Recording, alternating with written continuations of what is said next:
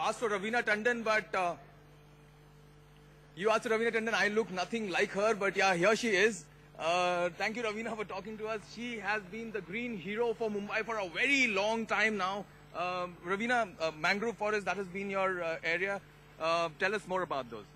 Well, mangroves, quite an understated thing. Now everyone's waking up to the cause. I think after the tsunami happened and after the, floods happened in Mumbai.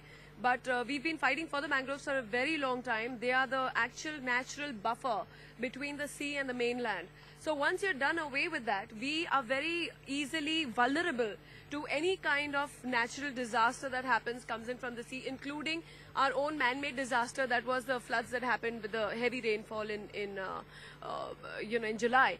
And I think that is one thing that needs to be very firmly and very, strongly protected, because once that is gone, it's, I think, besides losing out our flamingos and our pelicans and everything and the natural migratory birds that come and, use these mangroves, we lose the beauty. Besides the beauty, we lose any kind of safeguard or protection that we have against the sea.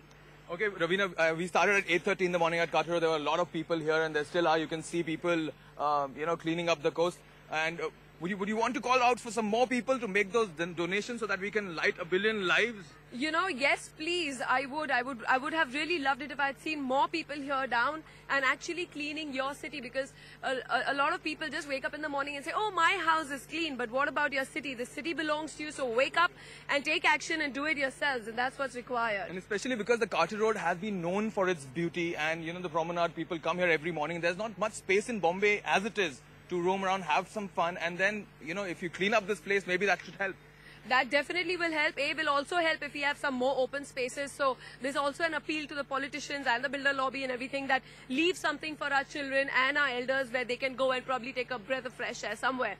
But besides that, as you can see this stretch, it's actually linked to the promenade that is maintained by the Cart Road residents.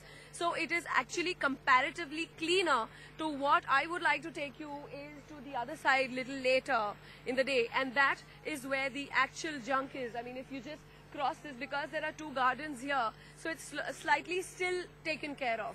But what really is urgently is the places which have not been taken up by a resident's body or something, which really needs cleaning.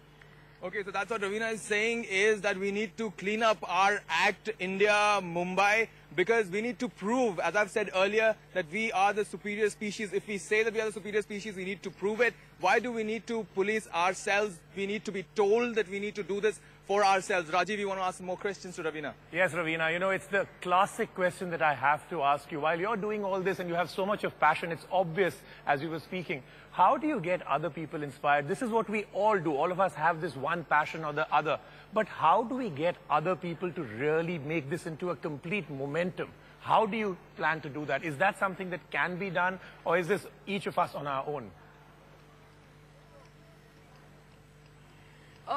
Rajiv, honestly, there is this attitude which people have that until and unless, it does not hit them in the face, they aren't going to really take action. So what really needs to be done is when, sadly, but when wake-up calls like this happen, like the flooding and like the Mithi River and all happening around us, is not to let go of that momentum. Keep harping on it, keep reminding people. People should not forget what happens with, normally people get complacent about it and they let go and they say, haan, theek hai, hua tha na, it's in the past. I mean, look at 26/11. I see a lot of people already forgetting about it. We've already become complacent. We've already started thinking, okay, fine, the country is running anyway on its own, So I think what needs to be done is to catch that moment that something like this has happened, throw it in people's face and say, hello, buddy, you could be there tomorrow. Fantastic, Raveena. I think you're totally right about this. And I think if this, what you're doing and what everybody else has been doing in this 24 hours, if this doesn't inspire people, then I think nothing will. Thank you so much, Raveena and Vikram. Fantastic job happening right there. Very, very inspiring. I also take this opportunity to congratulate all of you. Excellent. Please take up some more social causes like this, because you are, if you cannot be the change, be a part of it at least. So congratulations, NDTV.